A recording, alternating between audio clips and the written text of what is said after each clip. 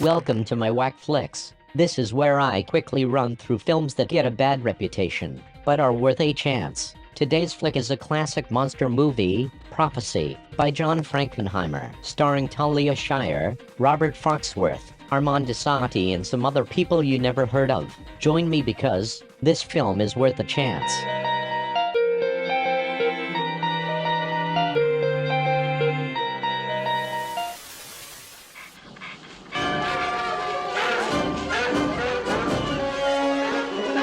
So this movie starts off with a great soundtrack and some lights moving through the woods. We see a rescue team being led by a pack of search dogs. The dogs are going nuts and start running off a cliff for some reason. What happened? Christ, I couldn't find a release! These rescue dudes go down to investigate but are all destroyed by something frightening. We transition to some fancy opera, where Maggie is talking to a random friend about the baby she's about to have. You'll never forgive yourself. Why did you get it over with? She's too scared to tell her husband about her pregnancy. I need to pick the right time. Serious drama here. Back at City Hall, Native American protesters are demonstrating about taking back land. In another part of the city, we meet Mr. Vern. He's devoted his life to helping people, and right now he's pissed. I'm gonna have to put your baby in a hospital. And I'm gonna be in touch with your landlord. How about putting my landlord in the hospital? That's what I'd like to do. So would I. It is at this moment that we meet the greatest character from any movie, ever. I don't even know his name, but he wins the show in this scene. He's here to convince Rob to head out to the state of Maine and write up some environmental reports so they can settle the land dispute between the natives and a local paper mill taking over the land. After some great acting, he convinces Rob to head out there with his wife. I got all the tree experts I need. I need someone who can deal with people.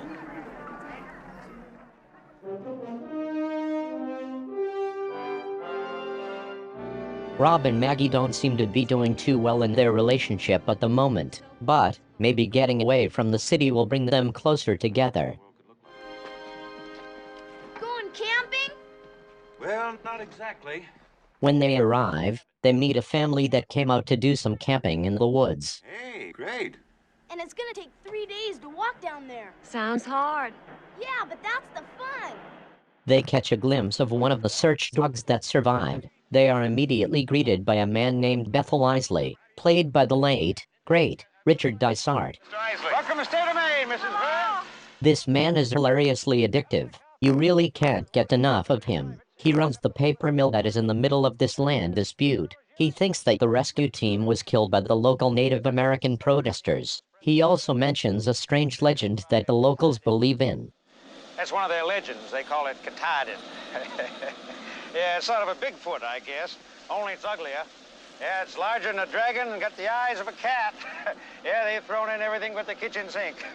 Isley gives them the tour of the town and drives them toward their cabin. He openly shares his disgust at the local protests. Coincidentally, they run directly into a human roadblock along the way. The band of protesters are led by a man called Hawks, played by Armand Desati. Mr. Hawks? This is a crazy scene. It ends with a chainsaw versus axe standoff. Take him down! Wait a minute. Wait a minute! He loses to a man named Kelso and his chainsaw. Everyone moves on.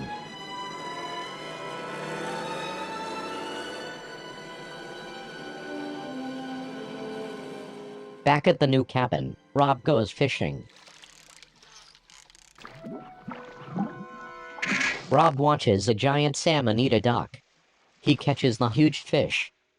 After eating the super salmon, Rob and Maggie get cozy by the fire. Maggie hints that she wants to have children, but Rob expresses his anger at the world and why he'd rather not have any children. You're afraid, aren't you? I don't know. As the couple reconcile, they are startled and then attacked by a rabid raccoon at the door.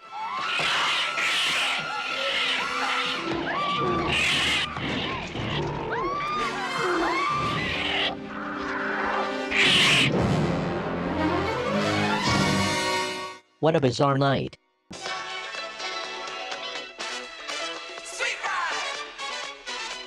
Rob and Maggie are confronted by Hawks and his wife. You seem surprised that people think you're violent. The violence you saw was provoked. By whom? They decide to follow the couple back to their forest tents. Here they meet another incredibly entertaining character, Old Man Marai. Here, everything grows big. Real big. Well, I saw a salmon that took my breath away. He believes that this land is magical and has the most unique creatures on Earth. He explains the legend of Katahdin to Maggie. Katahdin is no legend. And what does he look like? He is part of all things created, and he bears a mark of each of God's creatures. He has wakened to protect us. Rob finds a giant tadpole. It's a tadpole. I told you things grow big here. Rob then realizes this pond is connected to the paper mill. The SP River. That's where the paper mill is.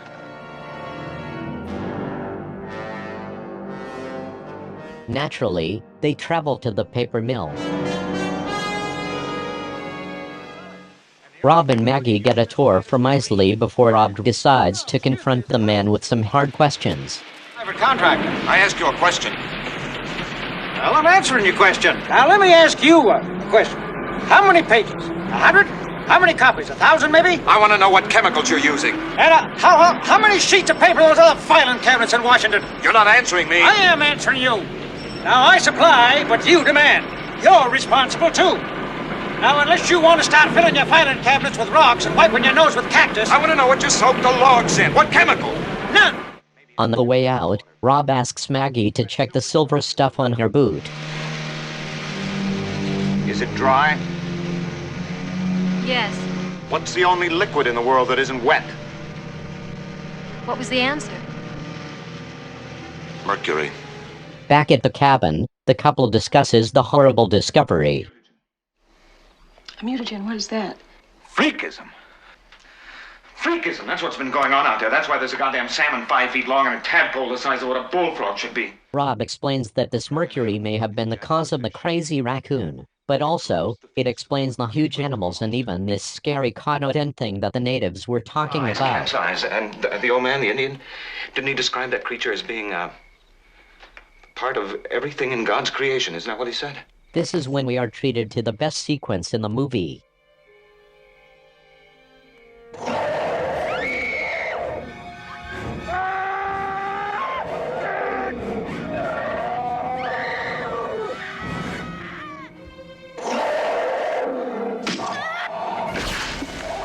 One of the best horror movie kills of all time. The police show up the next morning to arrest people. They assume that the locals were responsible, so they go after Hawks. John Hawks, you heard Where's the evidence? Let's go. The evidence is at the hospital.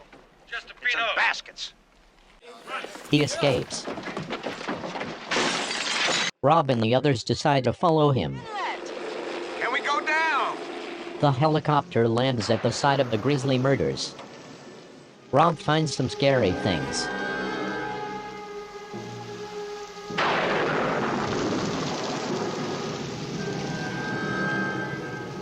That from a bear? And then Hawks shows up at the site. Maggie feels sick, so she decides to take a walk. What is it? There are two of them! She finds two prophecy bear babies in a fishing net. One of the babies is still alive. Okay, let's go. The pilot explains that the weather is too bad to fly, so they all have to travel on foot. And so the adventure begins. This movie has some beautifully shot scenery. After a long walk, they eventually reach a campsite where they will meet Marai. Get this inside! Rob attempts to keep the baby alive while someone goes out to get people from town. Get them here with a camera. And people from that paper mill. And the sheriff. Not that sheriff. I can't do that. Hawks. He'll see the truth here. And you have more at stake in this truth than I have. Maggie seems to get very upset. When Rob pushes her, she reveals her big secret. There's a reason it's happened. There's a reason Why, we're here. I'm pregnant. And I ate what the mother of those creatures ate. It's not a nightmare that's going to end. It's just beginning because it's inside me. Isley shows up with some people and is visibly disgusted by the tiny bear. Did you know? Rob explains that this creature is a result of the mercury spilling out of the paper mill. Again, Isley is visibly disgusted by the whole thing. I didn't want to. Mariah! The bear rampages through the camp, killing people left and right. Look at this monster costume. It really is frightening.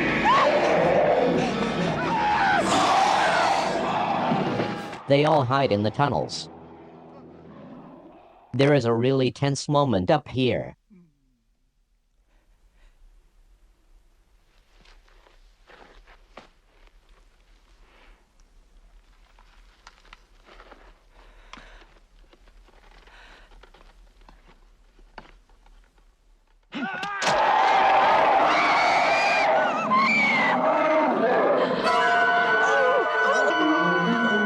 Eventually, the bear grabs the dead baby and leaves.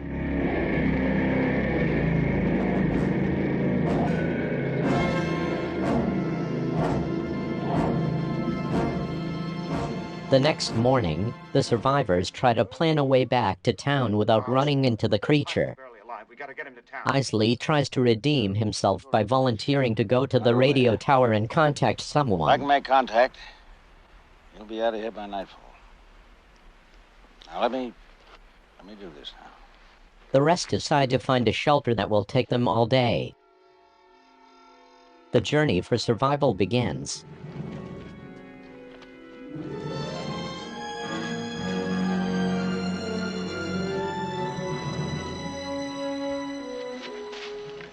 Isley makes it to the tower but is followed by the bear.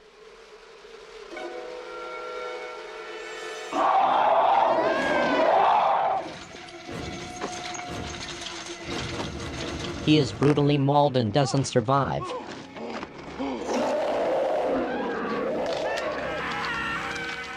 Nighttime comes quickly. The remaining survivors slowly drive their way through the dark woods. Prophecy bear attacks.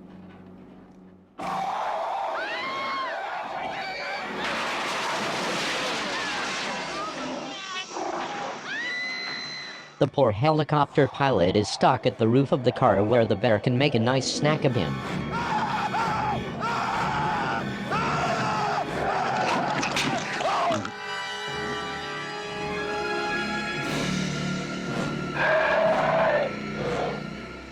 The group runs into the nearby lake and swim across to the house they spot. Rob drowns the creature. Mariah decides that he's going to reason with the bear. Katanen! Katanen! Sadly, this is the end of the old man. The group makes it to shore and watches the bear disappear under the misty water.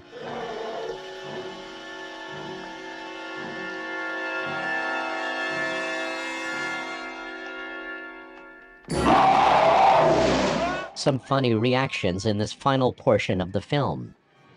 There is a big standoff between the survivors and Prophecy Bear. I really like how they finish the final act.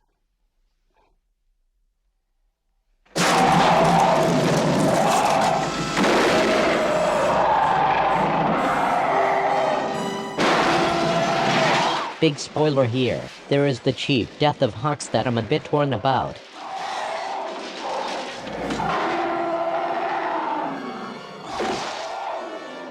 So after smacking Hawks to death, the bear turns on Rob for the final battle. And what a battle this is. Rob basically gets lucky by poking the bear's eyes out.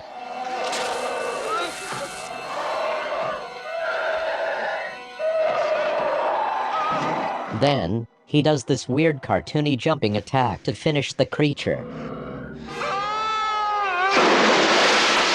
I really like it for some reason.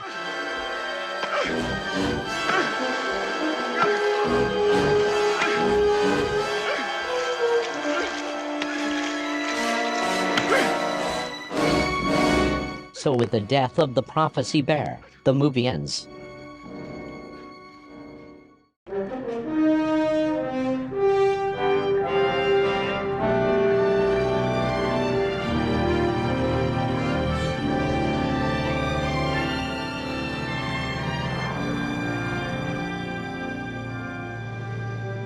Maggie and Rob are happy to have survived, but they will have to face the pregnancy together.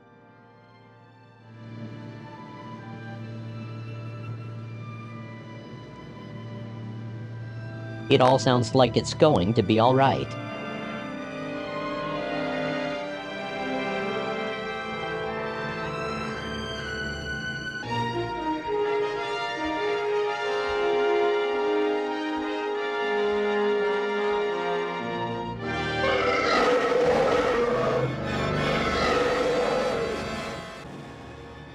Wow. Prophecy sheep, or prophecy skeleton, or prophecy goat face. Who knows? All we know is, you should be scared.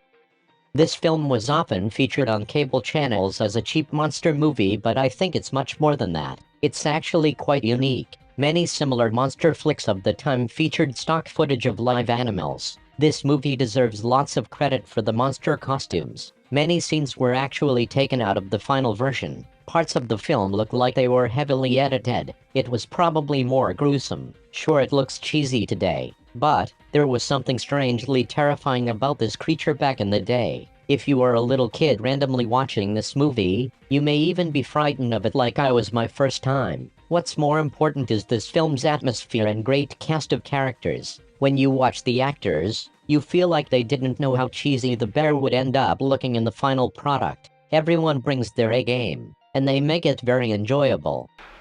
Took my breath away.